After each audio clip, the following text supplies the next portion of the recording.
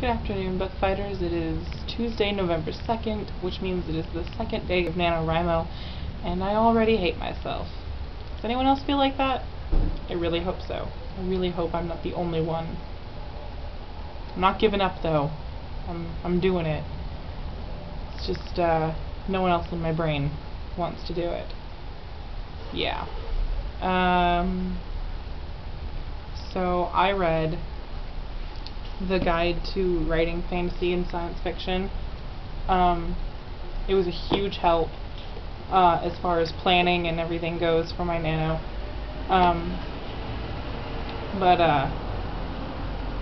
So I mean, if anyone's wants a good guide to writing fantasy and science fiction, I recommend this one. It's really well written. Most of books like this, I have a whole bunch of like guides to writing and tips and whatever, blah blah blah.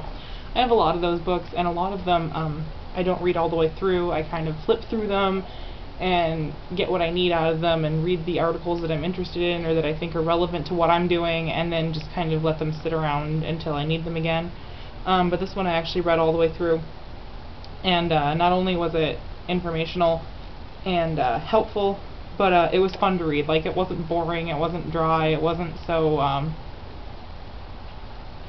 it kept it interesting, which I appreciated, because when you're reading like non-fiction, I appreciate it when the author tries to help you. And also there was a short story by R.A. Salvatore in here. I don't know if any of you are R.A. Salvatore fans, but he's a very popular fantasy author, and he has a short story in here that apparently has never been published anywhere else. Cool. Fancy. And he also did the introduction. Ignore the weird like cover art and stuff, because like I remember when I saw it in the bookstore, I was like, this looks really lame. But it's what's inside that counts, and it's very good, very useful. So I'll definitely be keeping this one around and reading it a couple of times throughout the course of Nano, probably. What I'm going to read, dreading having to read while I'm doing this, sucks out your life. It consumes your brain. It really does. I'm going to reread for like the third or fourth time Guilty Pleasures by Laurel K. Hamilton.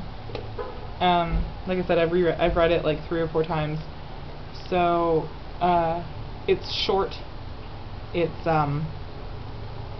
familiar, I won't have to think about it a lot, and it's also within the genre of my Nano. So I'm hoping that maybe it will inspire me a little bit. Like sometimes reading things does. You'll be reading something and you'll be all like in the middle of reading it, and then all of a sudden you're just like, I have to go write something right now, and you'll put the book down and go. I'm hoping that happens while I'm reading this, because I really need that to happen, because I'm about 1,000 words behind on my daily word count for day 2. And I know that the day's not over yet, but it's coming, and I don't want to be behind already. I don't want to be behind until maybe week 2.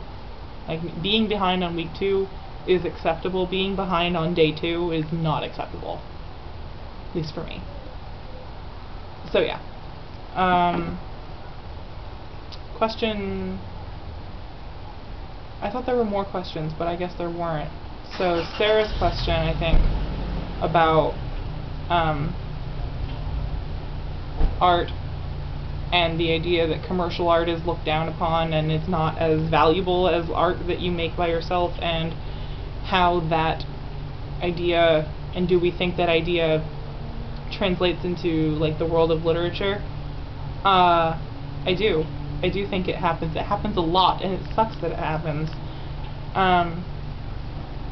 But what are you gonna do? I mean, there are people like me that think that,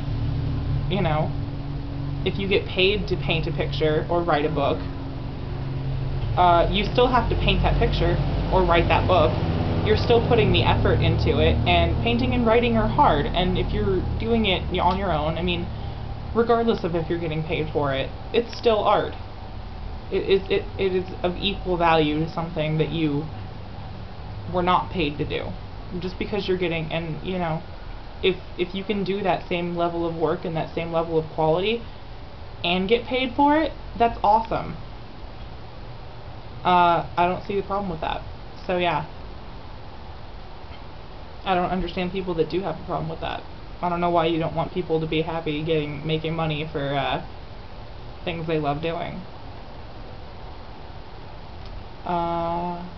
Oh, the one-word summary of our Nano. I can't even think of like a paragraph summary of my Nano, and now I have to do it in one sentence?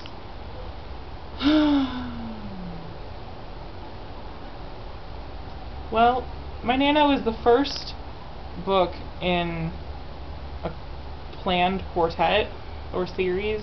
There are 4 books as of right now that I have planned. There might be more, there might be less, depends on how the story goes, you know how that works. The overall overlaying idea, I think, girl, well, she's a woman attempting to avoid her destiny gets, for lack of better words, raped in the ass by it. Vulgar but true. I'm sure if you asked her, she would tell you the same thing. But you can't talk to her because she lives up here. That's the crazy talk again. But the crazy talk is okay during Nano. Other people understand the crazy talk, which is good. Because I don't feel so alone. Makes me feel less crazy. So yeah. Girl attempting to escape her destiny gets raped in the ass by it. That's exactly what it is. You think that'll sell? Probably not. Meh. Oh well. I'm not writing for other people, I'm writing for me. For me. So yeah. Everyone, good luck if you're doing NaNoWriMo. Yeah. Best of luck, everyone, doing NaNoWriMo. Sarah, I will see you tomorrow. Fare thee well, Bookfighters.